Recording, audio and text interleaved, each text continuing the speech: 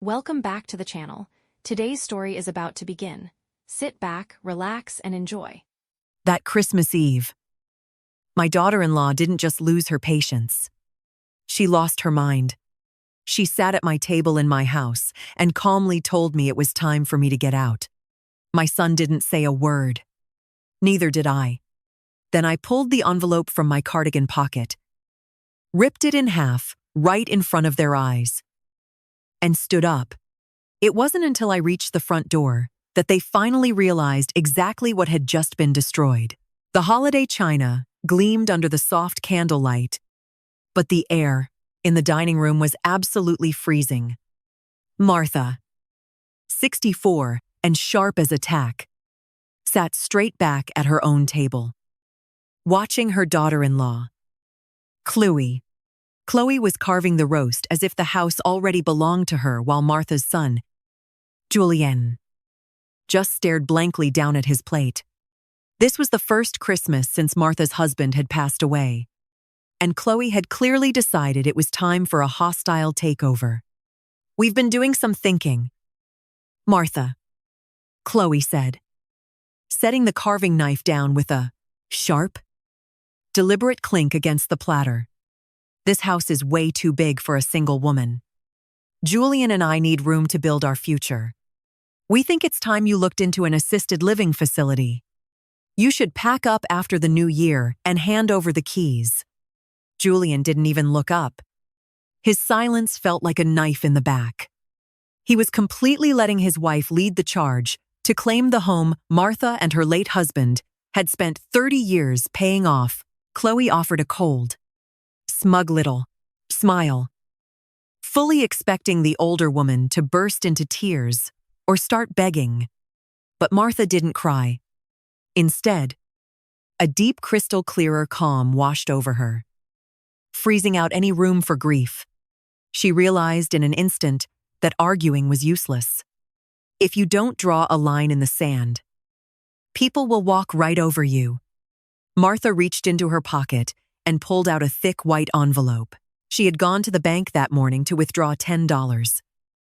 0 inches cash money she had intended to give them as a massive Christmas. How surprised to help put a down payment on a new car. Holding Chloe's gaze, she brought the envelope directly over her plate and with a slow, deliberate terre, ripped it right down the middle. The sound of tearing paper sliced through the quiet room. Chloe and Julian stared completely paralyzed as the shredded pieces fell apart, exposing the crisp hundreds inside. Before either of them could even find their voices, Martha calmly stood up, grabbed her purse from the back of the chair, and walked out to the foyer. She slipped into her coat, opened the front door, and stepped out into the freezing December night without a single glance backward. As she started her car in the driveway, the muffled sound of Chloe's blood-curdling scream echoed from inside the house. Martha spent the night at a cozy, clean boutique hotel just outside the city center, a place she and her husband used to love. The room was simple but warm, and the quiet was exactly what she needed. Over breakfast, she sipped her coffee and mapped out her next moves. She wasn't the type to roll over and play dead, but she wasn't a screamer either. The suburban house was entirely in her name. Her husband's will had seen to that. Julian didn't own a square inch of it. He only had a conditional rent-free arrangement to live in the finished apartment above the garage. Around 11 that morning, Martha drove back home. She knew Chloe and Julian probably thought they had broken her. When she walked into the kitchen, she found the two of them sitting at the blank table, surrounded by leftover food and the shredded cash, which Chloe was frantically trying to piece back together with Scotch tape. The bank was never going to replace bills that badly mutilated without a mountain of red tape, especially since Martha had torn right through the serial numbers. "That was our money," Chloe shrieked the moment Martha walked in, her voice shaking with rage. "You've completely lost your mind." Martha ignored the outburst entirely. She didn't even grant Chloe a glance. turning instead to Julian. I'm here to pack some personal things. I'm going away for a few weeks. You two can stay in the garage apartment. The main house will be locked up starting today. Julian swallowed hard, looking miserable. Mom, come on. You can't do this. Chloe didn't mean it like that. We just want what's best for you. I decide what's best for me, Martha said, her voice steady and unyielding. She walked into her bedroom, pulled out 2 large suitcases, and began packing her clothes, important documents, and her most cherished keepsakes. She didn't feel an ounce of pain, just the sheer relief of a woman finally taking back the wheel. Chloe stood in the doorway with her arms crossed, glaring. But Martha didn't give her the satisfaction of acknowledgement. She was setting her first real boundary, and she was just getting started. 2 days later, on a foggy Tuesday morning, a commercial van pulled into Martha's driveway. She hadn't called a lawyer. She'd called a local locksmith she'd known for over 20 years. Arthur greeted her warmly and went right to work. Martha wasn't just changing the front door lock. She had him replace the cylinders on the basement door and the interior deadbolt connecting the main house to the garage.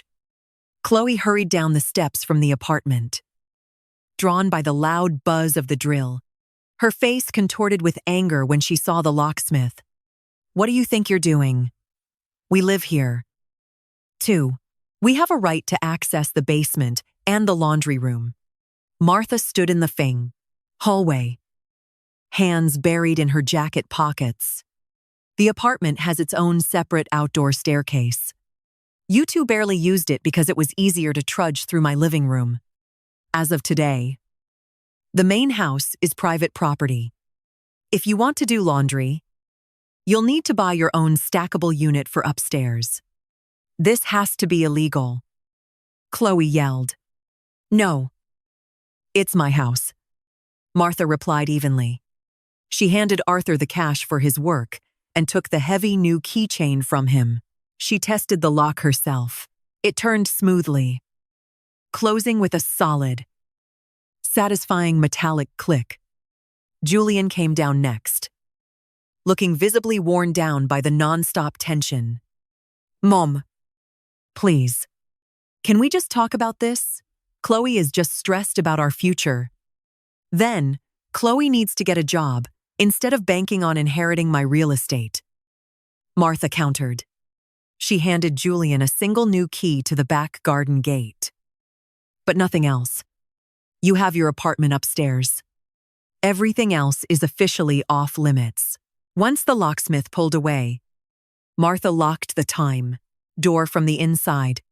For the first time in months, she took a deep, clear breath. The house smelled like cedar and clean polish, completely free of Chloe's heavy perfume. She knew the pressure would mount, but she was more than ready. January in New England was bleak, gray, and bitter cold. Martha spent her days sitting in her favorite armchair by the window, meticulously going over her finances. Since her husband's passing, she had been sending Julian $500 a month to cover his car payment. She had done it out of motherly love. But love required mutual respect. The next morning, Martha drove down to her local bank branch. She sat down with the account manager she'd known for a decade. With a few clicks of a mouse, the recurring monthly transfer to Julian's account was permanently canceled. While she was at it, she officially revoked the emergency power of attorney she had granted him over her savings account. It was a purely administrative task. Quiet, precise, and final. 2 weeks later, on the 15th of the month, Martha's phone started ringing off the hook. She let it ring. By evening, there was a heavy, frantic pounding on the locked interior door in the hallway. Martha didn't open it. She just stood on her side of the wood. What is it? Julian, Mom. The bank just bounced my auto loan payment. I'm short, $500. And when I tried to transfer it from your savings, it locked me out. What did you do? Julian's voice was borderline panicked. I stopped your allowance. Martha said calmly, you are a 5-year-old man. If you want to drive a nice car, you need to pay for it yourself. My money stays with me. But Chloe and I already budgeted for that money. He cried. Then you'll need to adjust your budget. Martha replied.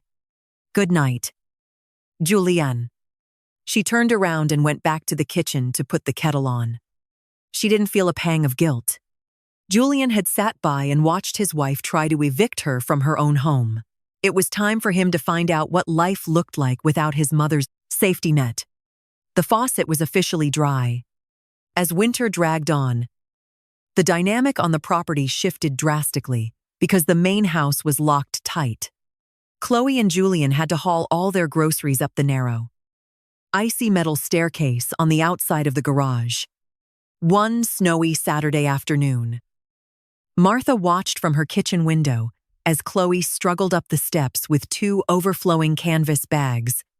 She slipped on a patch of black ice, dropped the bags, and watched helplessly as soup cans and apples rolled into the snowbank below. Chloe cursed loudly. Looking up at the window, she clearly expected Martha to come running out to help the way she always used to. Instead, Martha stood her ground, took a slow sip of her coffee, and just watched. She didn't open the door. She didn't offer a hand. That evening, Julian knocked on the kitchen window from the back patio. Martha cracked the window open just an inch. Mom Chloe sprained her ankle pretty badly. She can barely walk, Julian said, looking exhausted and beaten down. Can you come up tomorrow and help clean up and maybe cook us something? We're really struggling. Martha looked at her son. Her mind immediately flashed back to Chloe's words. At the Christmas table, pack up after the new year and hand over the keys. No, Julian, Martha said, her voice leaving absolutely no room for debate. I am not your maid. If Chloe is hurt, you'll have to step up and handle the cooking and cleaning. You two wanted to be independent. Well, here it is. But we're family. Julian pleaded. Family is a two-way street. Martha responded. You two threw respect out the window. Don't expect favors now. She slid the window shut and pulled the curtains closed. It wasn't easy seeing her son like that. But Martha knew that a single ounce of weakness now would give them an opening to take advantage of her all over again. She stayed firm. February brought a brutal cold snap, and heating oil prices skyrocketed. The entire property was heated by a central furnace in the main basement. A bill Martha had always paid in full. Julian and Chloe had always kept their apartment upstairs. Practically tropical. Never giving a second thought to the utility bills, Martha decided that free ride was over. 2. She went down to the basement and adjusted the zone control valves for the garage apartment, capping the maximum temperature at 68 degrees, perfectly livable. But definitely not warm enough for Chloe's habit of walking around in a t-shirt in the dead of winter. Next, she printed out last year's heating bills, calculated the exact square footage of the apartment, and determined their fair share. She slid the itemized bill into their mailbox. Attached was a note stating that a monthly utility payment of $250 was due on the 1st of every month. That evening, Chloe intercepted Martha while she was pulling the trash cans down the driveway. Chloe's face was bright red this time from the cold. Not just anger. It is freezing up there. And what is this joke of a bill? Your husband promised we would never have to pay rent here. My husband is gone. Chloe, Martha said smoothly, clicking the lid of the trash can shut. And that arrangement was based on us living together in harmony. You aren't paying rent for the space. but you are paying for the energy and water you consume. If the money isn't in my account by the 5th, I'm turning the valve down another 5 degrees. You can't just freeze us out. Chloe hissed. 68 degrees is perfectly legal and completely standard. Nobody is freezing. Martha replied with clinical detachment. You have a choice. Pay up or find somewhere else to live. She walked back inside and turned the dead bolt. Chloe was left standing in the freezing driveway. Utterly powerless. The tables had turned for good. In early March, someone knocked on Martha's front door. It wasn't Julian, and it certainly wasn't Chloe. Standing on the porch was Arthur Vance, a kind, quiet neighbor from down the street whose wife had passed away a couple of years ago. He was a gentlemanly man who kept a massive vegetable garden that had become a bit too much for him to manage alone. Good afternoon, Martha, he said, tipping his cap. I was just wondering, since spring is right around the corner, would you have any interest in helping me with the garden this year? My back isn't what it used to be. And everyone knows you have the best green thumb in the neighborhood. Martha smiled, a genuine warm smile that she hadn't felt in months. I would absolutely love that. Arthur, why don't I come by tomorrow morning and we can talk about it over coffee? Chloe happened to be walking down the outdoor apartment stairs just in time to catch the tail end of the conversation. She shot Martha a look that was a toxic mix of judgment and panic. Later that afternoon, while Martha was out front, pruning her rose bushes, Chloe marched over to the property line. So? You're stepping out with the neighbor now, Chloe sneered. Aren't you worried about what the neighborhood will say? Your husband hasn't even been gone a year. Martha stopped, laid her pruning shears down on the grass, and looked Chloe dead in the eye. Her voice was quiet, but it cut like ice. What I do with my life is absolutely none of your business. Chloe, focus on your own problems. And don't forget, utilities are due tomorrow. Don't be late. Chloe choked back whatever she was going to say next. Visibly rattled by Martha's total lack of fear, the days when Martha cared about small-town gossip were long gone. She was reclaiming her life, and she wasn't letting Chloe's poison back into it. She turned her back and went right back to her roses, leaving Chloe to slink back upstairs in shame. By mid-March, things upstairs had become incredibly grim. Julian's car had been repossessed because he couldn't keep up with the payments. He was forced to take the city bus to work, adding a brutal 2 hours to his daily commute. Meanwhile, Chloe spent her days brooding in the apartment. The upscale boutique where she worked part-time had laid her off. The sudden lack of disposable income and luxury led to explosive arguments upstairs, the muffled shouting occasionally drifting down through Martha's ceiling.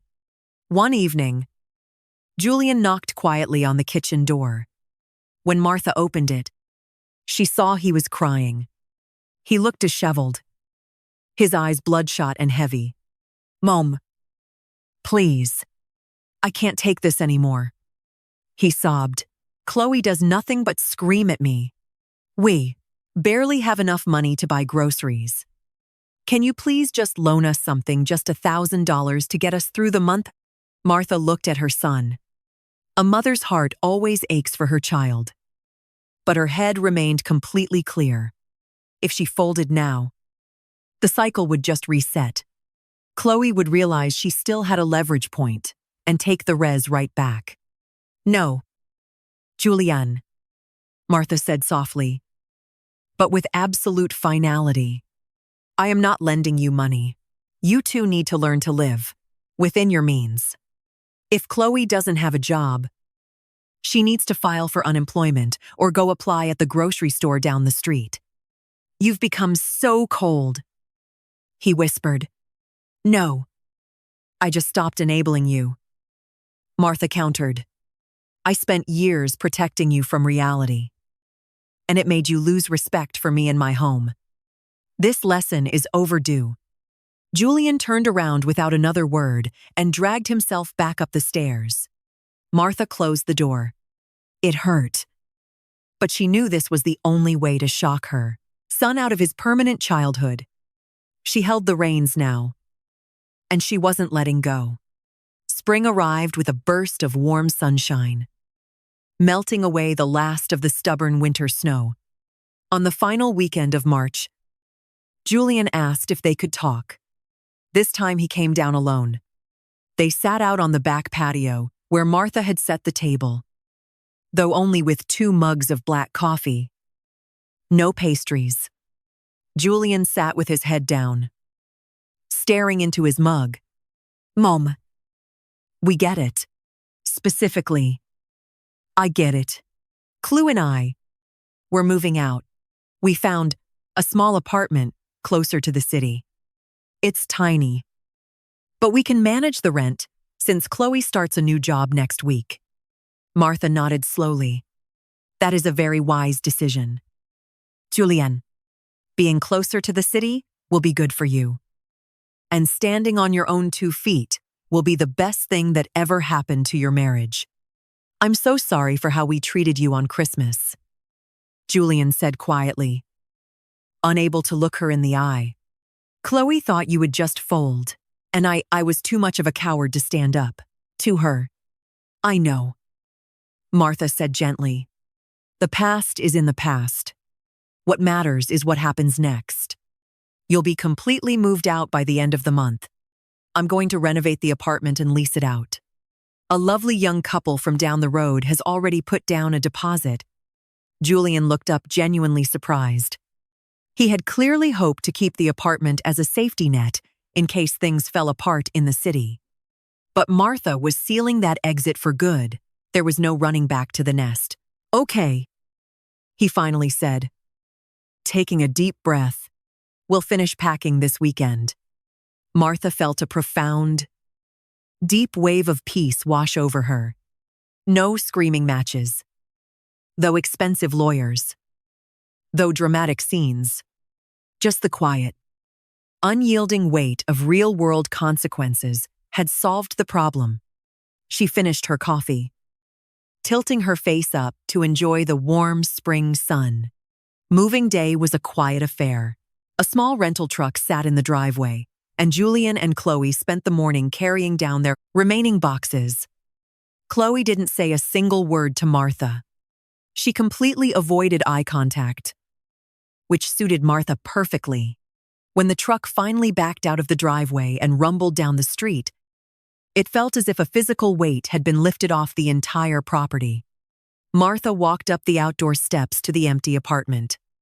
She opened every single window, letting the crisp spring breeze chase out the stale, heavy energy of the last few months. The rooms were bare, but they had incredible potential. She would give the walls a fresh coat of clean white paint and lay down some nice hardwood flooring. The money she'd saved by cutting off Julian's allowance and collecting utility payments would easily cover the costs. Later that afternoon, Martha walked down the street to Arthur Vance's house. They had agreed to start planting the first round of tomato seedlings in his greenhouse. As she stepped through his garden gate, she felt incredibly light. Completely free, she had protected her home, maintained her dignity, and taught her son the most important lesson of his life, all without ever losing her composure. She hadn't needed a courtroom. She just needed her own iron will and the quiet power of ownership. "There you are, Martha," Arthur called out, offering a warm, welcoming smile. "Just poured the coffee." "Perfect timing," Martha said, pulling on her gardening gloves. She looked back one last time at her beautiful, quiet home, sitting proudly down the street. It was fully hers. Again, life was good when you finally decided to write the rules yourself. She turned back to Arthur, smiling, and walked forward into her future.